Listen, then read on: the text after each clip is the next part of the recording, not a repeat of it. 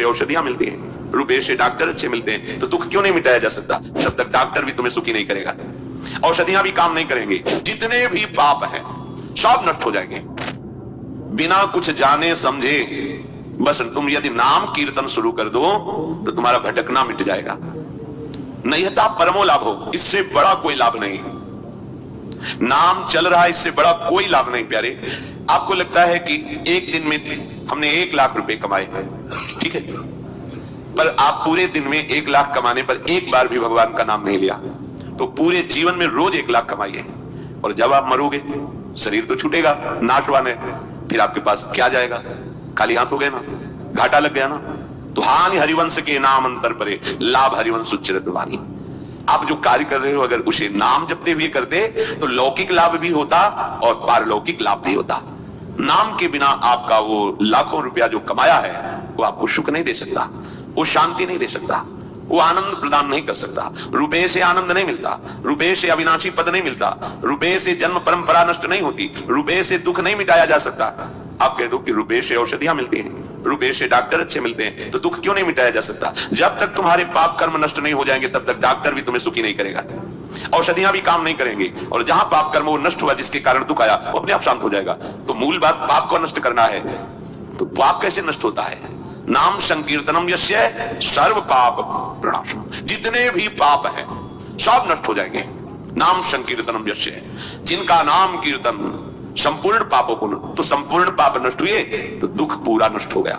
सच्ची मानिए, दुख हमें मिलते ही पाप कर्म से हैं, तो इसलिए नैहता परमो लाभ हो। कोई भी लाभ नाम के उच्चारण के बराबर नहीं हो सकता। आप भगवान का नाम ले रहे हैं, जिस श्वास में नाम ले रहे, धन्य हो गई वो श्वास। जिस मिनट में नाम ले रहे, धन्य हो गया वो मिनट। बाद में देखेंगे आप, क्योंकि अपने लोग नाम की कीमत नहीं जानते, ना तो विश्वास हो पा रहा है और ना हमें उसकी कीमत पता है। तो ऐसे लगता है संत जन ऐसे कहते रहते हैं। नाम बहुत कीमती वस्तु है, ये परिणाम में आपको समझ में आएगा। यद्यज्ञे विषम्यु परिणामे अमृतोपमा, जिसकी शुरुआत विष जैसी लगे उसका परिणाम अमृत जैसा होता है। जैसे प्रातःकालीन ब्रह्म मुहूर्त में उठना, स्नान करके भगवत आराधन के लिए नाम जप सत्संग कीर्तन आदि, ये विष जैसा लगता है, और 8, 9, 10 बजे तक सोना ये अमृत जैसा लगता है। तो यद्यज्ञे अमृतोपमम परिणामे विषम्यु, जिसकी शुरुआत अमृत जैसी लगे, भोग दृष्टि रखना, पाप दृष्टि रखना, मनमानी आचरण करना, ये अमृत जैसा लगता है, लेकिन इसका परिणाम बड़ा भयंकर दुखदायी होगा।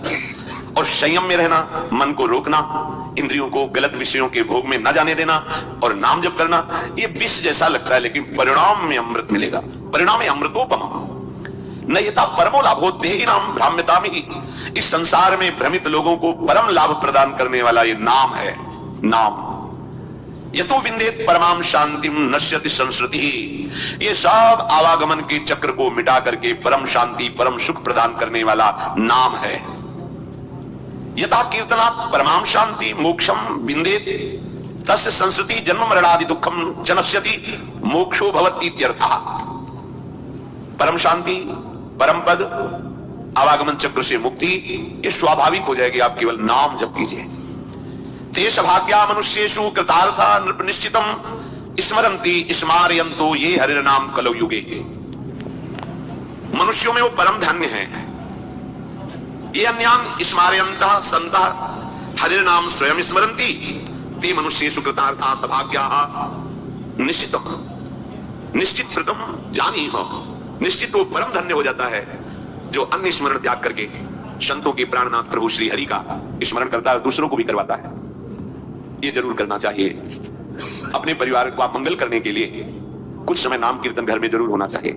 मान लीजिए प्रार्थना, आपको परम सुख मिलेगा। आप सुख के लिए ही दौड़ रहे हैं। थोड़ी देर में, हम ज्यादा नहीं कहते, 10 मिनट, 24 घंटे में कोई 10 मिनट आप निकाल लीजिए।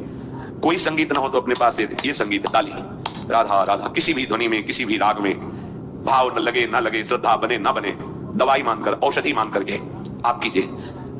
आपके घर में जब राधा नाम गूंजेगा तो दरिद्रता भाग जाएगी। देख लेना, करके देख लेना। अब मानो तभी ना। आपके घर में कोई भी कभी प्रेत आत्मा प्रवेश नहीं कर पाएगी। आपके परिवार वालों पर किसी का टुटका नहीं चलेगा। अगर आप अपने परिवार को बैठाल कर 10 मिनट केवल नाम कीर्तन कीजिए, राधा कृष्ण राधा वल्लभ राधे श्याम, जो आपको प्रिय नाम लगे, सब नाम महिमा में है, बैठ कर मान लीजिए ना। आप मानते नहीं, सुनते तो बहुत है, आचरण में नहीं उतारते।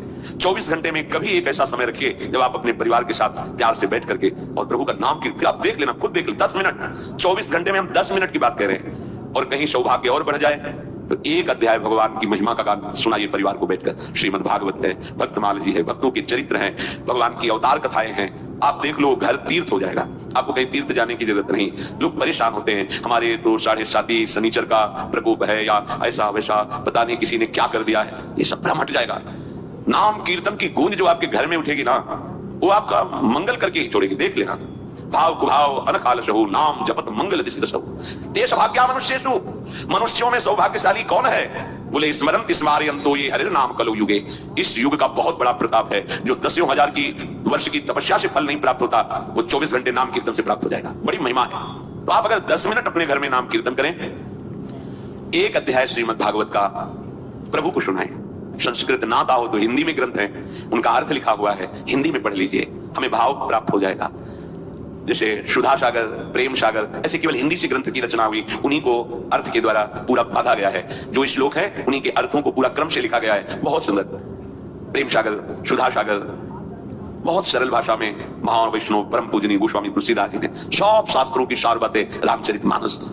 जब हम सतशास्त्रों का अपने परिवार में बैठ करके गायन करके श्रवण कराते हैं तो सबके संस्कार पवित्र होते हैं, बुद्धि बदलती है। कितना प्रभाव पड़ता है। गर्भस्थ शिशु को नारद जी भगवान की भक्ति और कथा सुना रहे हैं, तो प्रहलाद जी प्रकट होते ही महाभागवत के रूप में।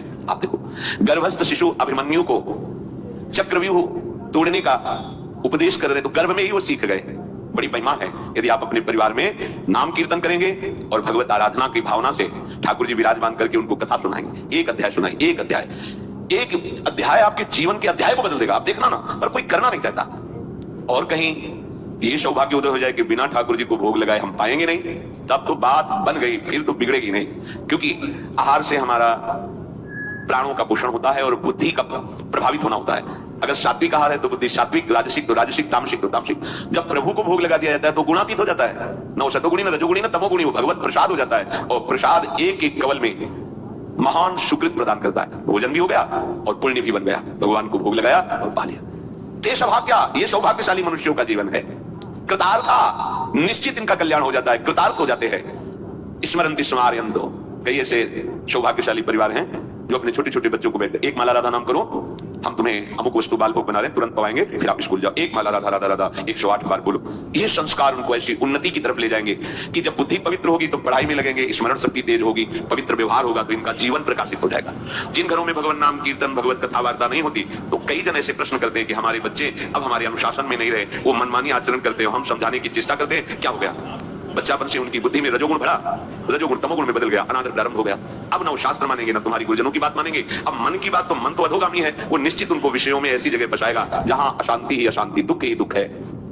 स्मरन्ति स्मारयन्तु आदेश कर रहे हैं, खुद भजन करो और दूसरों को भजन करने की प्रेरणा दो। अगर हमारा कोई रिश्तेदार है, नातेदार है, मित्र है, प्रियजन है, हमारे पास बैठता है, तो हमें प्रार्थना करनी चाहिए मृदु शब्दों से। यदि आप नाम जप करते हैं तो बहुत आपका मंगल होगा, और एक दो माला बढ़ाइए। नहीं करते हैं तो प्रारंभ कर दीजिए। पूज्य भाई जी महाराज, एक संत उनके पास जैसे जाते थे तो यही कहते थे, हमारे पास आए हो तो हमें कुछ दक्षिणा दो। आदेश कीजिए, क्या दक्षिणा दें? आप नाम जप करते हो? नहीं, नाम जप तो नहीं करते, तो ये दक्षिणा दो कि आज से आप 5 माला नाम जप करोगे। लाखों लोगों को भजन में लगा दिया, लाखों लोगों को। ऐसे ही आप अपने सुहृद जनों को, मित्र जनों को, रिश्तेदार नातेदार जनों को नाम में यदि लगा दोगे तो आपने परम मंगल कर दिया और उसका परम लाभ आपको मिलेगा। जैसे आपकी प्रेरणा से 5 लोग नाम में जप में लगे तो आपके ऊपर विशेष हरि की कृपा होगी, क्योंकि 5 के जीवन उद्धार की बात आपने की, तो आपका जीवन अपने आप मुक्त हो जाएगा माया प्रपंच से। ये रहस्य है। आप दूसरों को सुख देने की भावना करें तो आपको कभी दुख नहीं मिलेगा, पर हम अपने सुखी होने के लिए दूसरों को दुख देते हैं, इसलिए कभी सुखी नहीं हो पाते। कलेर दोष निधे राजन अस्ति हे को महान गुण, कीर्तना देव कृष्णस्य मुक्त बंधा परम ब्रजेत। इस कलिकाल का बड़ा अवगुणी स्वभाव है। अगर आप गुरुजनों की आज्ञा में नहीं है, शास्त्र का स्वाध्याय नहीं किए, शास्त्र के वचन आपके कानों में नहीं पड़े, तो आपके आचरण बहुत ही आसुरी प्रवृत्ति की तरफ ये आकर्षित करके भ्रष्ट करेगा। कलयुग का स्वभाव है। इसमें प्रिय वस्तु होती है बेविचार, इसके स्वभाव का। प्रिय वस्तु होती है नशा करना, भांग शराब ड्रग्स आदि जो भी नशे, नशा करना, बेविचार करना और जुआ खेलना। कई तरह से जुआ खेलना होता है, दूसरों के धन का अपहरण करना और दूसरों को दुख पहुंचाना, हिंसा करना, ये इसका स्वभाव है, इसका स्वभाव है। जैसे कालिया नाग ने भगवान से कहा था कि प्रभु मुझे दोष मत देना कि मैंने आप पर प्रहार किया, क्योंकि मेरा स्वभाव आपने ही बनाया है। बहुत वर्षों के बाद भी बदला लेने का स्वभाव मेरा होता है और वो आपके द्वारा ही रचा गया है, इसलिए आप नाराज मत होना कि मैंने आपको बाधा अपने नागपाश में आप पर प्रहार किया। तो ये कलयुग का स्वभाव है। अगर आप भगवद आश्रित नहीं है तो शराब पीना आपको बुरा नहीं